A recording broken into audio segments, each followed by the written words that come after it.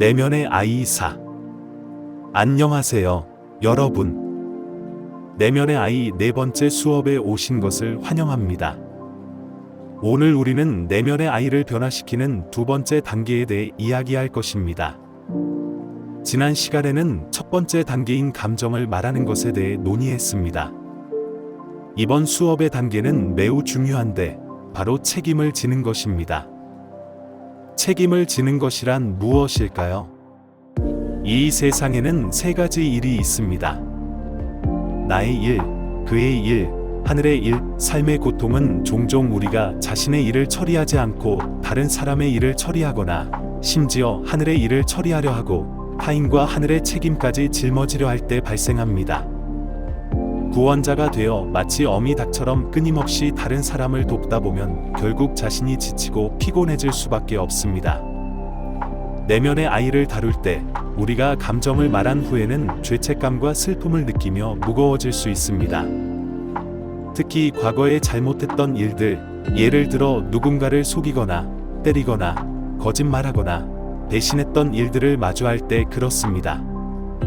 이런 일을 했던 적이 있다면 내면의 아이를 다루는 과정에서 깊은 죄책감과 자책, 슬픔에 빠져들어 감정을 말하면 말할수록 더 고통스러워질 수도 있습니다. 따라서 우리는 책임을 명확히 구분해야 합니다. 어떤 두 사람 사이의 상호작용 결과는 한 사람이 단독으로 만들어낸 것이 아닙니다. 이런 말이 있습니다. 한 손으로는 박수를 칠 수 없다. 모든 일은 양쪽이 함께 만들어낸 것입니다. 따라서 우리는 책임을 구분해야 합니다. 심지어 싸움, 다툼, 이혼, 속임수 같은 상황에서도 상대방에게는 그들의 책임이 있고 나에게도 나의 책임이 있습니다. 어떤 책임은 나와 상대방의 책임이 아니라 환경이나 시대적 상황의 영향일 수도 있습니다. 그래서 반드시 나의 일, 그의 일, 하늘의 일을 구분해야 하며 모든 책임을 짊어지지 않아야 합니다. 반대로 상대방이 나를 상처 입혔다 하더라도 스스로에게 물어볼 필요가 있습니다. 나에게도 책임이 있는가? 책임을 진다는 것은 내가 져야 할 책임을 지는 것입니다. 여러분은 이렇게 말할지도 모릅니다. 내가 그때 3살에 불과했는데 괴롭힘을 당하고 상처를 입고 구타를 당하고 심지어 더 심각한 폭력을 당했는데 내가 무슨 책임이 있나요? 3살짜리 남자아이 혹은 여자아이는 부모나 낯선 사람에게 상처를 입은 것에 대해 책임질 필요가 없습니다. 하지만 만약 지금 여러분이 30살, 40살, 심지어 50살이 되었음에도 여전히 그 상처와 죄책감 속에서 살고 있다면 저는 이렇게 묻고 싶습니다. 지금 이 순간, 지난 30년 동안의 상처받은 감정을 책임져야 할 사람은 누구인가요? 누가 매일 스스로에게 나는 불쌍해, 나는 사랑받지 못했어 라고 말하고 있나요? 누가 여기저기 다니며 내 어린 시절은 정말 비참했어 라고 말하고 있나요? 누가 매일 이 피해자 이야기를 반복하고 있나요? 누가 이 피해자 이야기의 유일한 감독인가요? 답은 당연히 여러분 자신입니다. 여러분 자신 외에 이 이야기를 감독하는 사람은 아무도 없습니다. 따라서 책임을 진다는 것은 세상의 모든 것을 짊어지는 것이 아니라 자신의 감정과 삶에 대해 책임지는 것입니다. 그 당시 여러분은 아마 2~3살이었고 버림받았을 수도 있습니다. 그것은 여러분의 책임이 아닐 수 있습니다. 그러나 지난 수십 년 동안 자신을 그 상처 속에 살게 한 것에 대해서는 책임질 가치가 있습니다. 심지어 무의식적으로 피해자라는 정체성을 통해 자신이 얼마나 불쌍한지를 말하며 책임지기를 거부했을 수도 있습니다. 때로는 배우자나 친구와 다툴 때 이유 없이 이렇게 말할 수도 있습니다. 내 어린 시절이 얼마나 비참했는지 알아? 너는 얼마나 행복한지 알아? 자신의 상처를 무기로 삼아 인정받으려 하거나 그것을 자기 정체성으로 삼는 경우도 있습니다. 자아란 매우 교묘하고 복잡하며 때로는 매우 교활한 것입니다. 자아는 어떤 위치에서도 자리 잡을 수 있습니다. 꼭 탐욕, 두려움, 이기심, 방탕함 같은 것만이 자아가 아닙니다. 과장해서 말하자면 여러분의 영적 수련조차도 하나의 자아일 수 있습니다. 더 과장하자면 신부나 목사, 심지어 출가하는 것조차도 하나의 자아일 수 있습니다. 만약 여러분이 이를 통해 자신의 책임과 상처를 회피하고 도덕적 우위를 차지하려 한다면 겉으로는 자비로운 일을 한다고 해도 예를 들어 밥을 나누거나 쌀을 나눠주거나 사람을 돕는 일조차도 하나의 자아일 수 있습니다. 그래서 우리는 조심해야 합니다.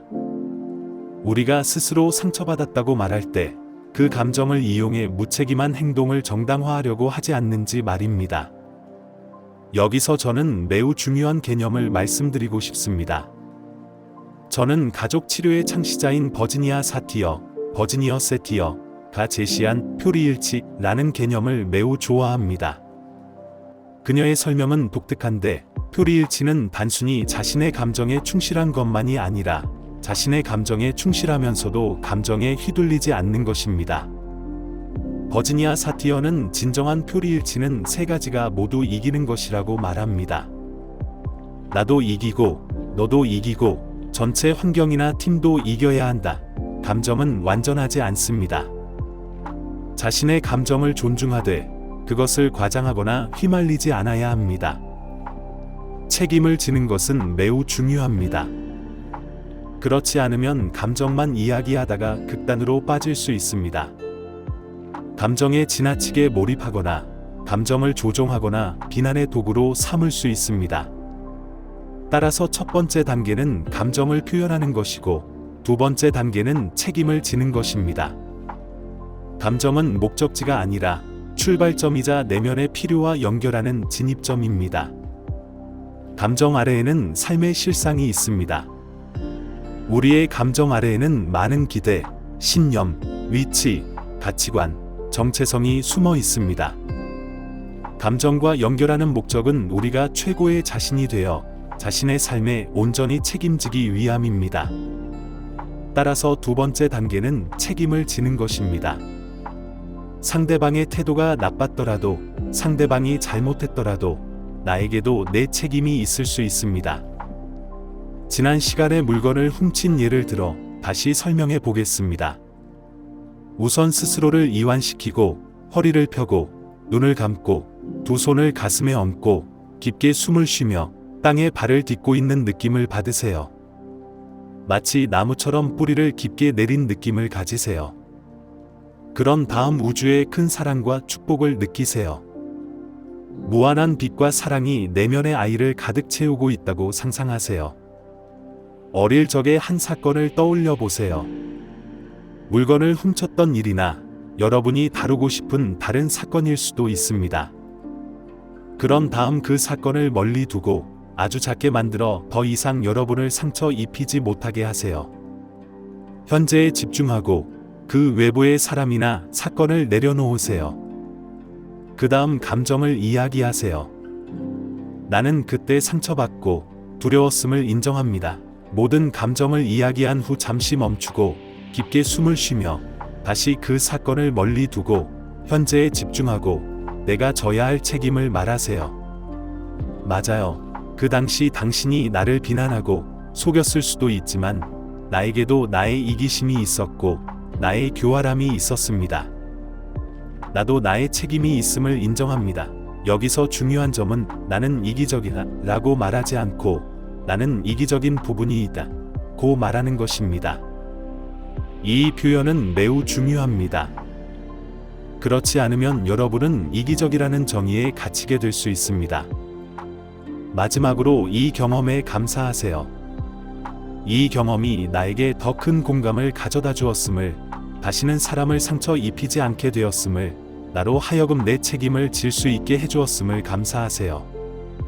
이것이 두 번째 단계인 책임을 지는 것입니다.